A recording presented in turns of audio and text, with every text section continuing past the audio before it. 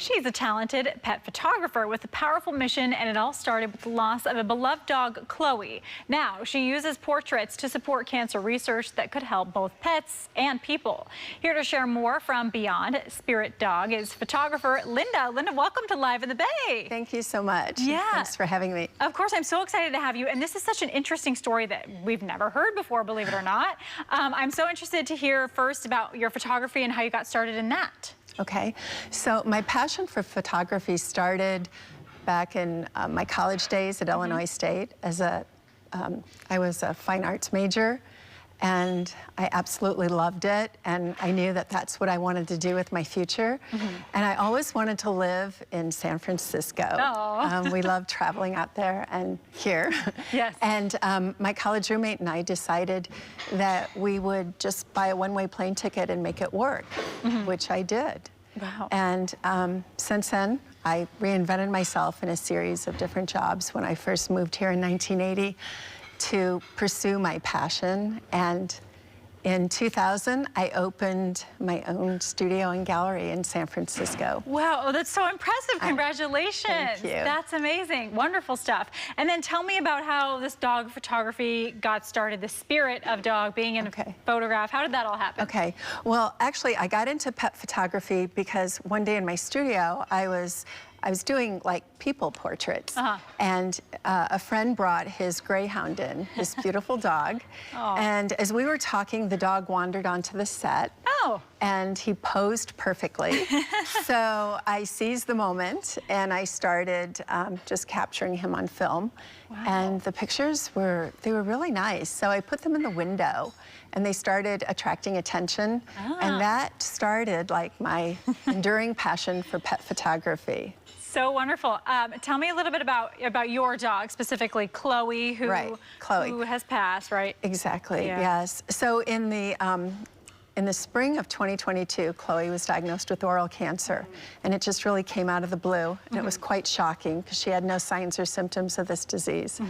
And we did everything to save her, but after 4 months, we had to say goodbye. Oh, yeah.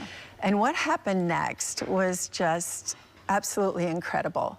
We started receiving signs from her in the afterlife. Oh, my. We started hearing her in the house. My husband, who's been a surgeon in the community in Marin for many, many years, he also witnessed this.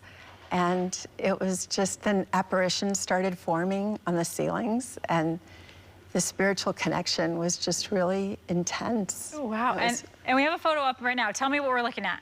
Okay, so this photo is the very first apparition we ever saw of Chloe. Okay. So Chloe never missed a meal, and this appeared on our kitchen ceiling, which was an appropriate room for her to be in. And it looked so much like her in the lying down position. Yeah, it does look like her, because she was a little white fluffy dog. She was a Coton de Tuileries. Oh, and, cute. Oh, yeah, she was my baby.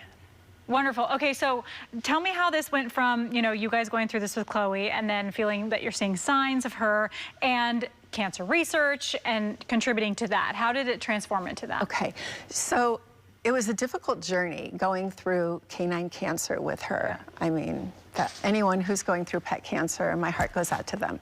So initially, I was just going to put together a website to promote my pet portraits and get back into my work. But this spiritual awakening kind of like, it just propelled me into something deeper and greater. And I just knew that like I had a bigger calling than just going back into my photography. So, so actually what happened was after, let's see, I'm trying to think of time frame. You started donating, right? Yeah, so I wanted to help people who were going through pet cancer, and also I'm a breast cancer survivor, and I also wanted to do something for cancer research. And I heard about comparative oncology, which I found that most people are not aware of. And comparative oncology is it's the research of animal cancers as it relates to human cancers. Oh, wow. Okay, so because our dogs are so genetically similar to us and they live in our environments and they develop many of the same cancers as we do, the treatments that work for them often will transfer successfully to human cancers. And I found out that UC Davis School of Veterinary Medicine was a leader in this type of research. So I reached out to them and I asked them, how can I help? And since then, I've been putting together kind of this grassroots program where I do pet portraits, in-store pet portraits at various pet stores around Marin. Yeah. And it's just been amazing. So I'm trying to raise awareness and funding. Great. Okay, so if people are interested, maybe they want to come get photos done by you, maybe they want to donate, how can they get in contact? Okay, so I have a website, beyondspiritdog.com. And there's a contact form on there where they can reach out. There's also a place where it lists all the events and where I'm going to be over the next few months. And this Saturday, I will be at the Woodlands Pet Store in the Bon Air Shopping Center from 12 to 3. Wonderful. Okay, well, hey, it has been so nice meeting you. Thank you so much for all you do for the research. You're so welcome. So important and such a good way to channel your energy and your skill at photography. Yeah, thank you so much. Thank you. It's been great, thanks. It's been great to have you. We'll put all of her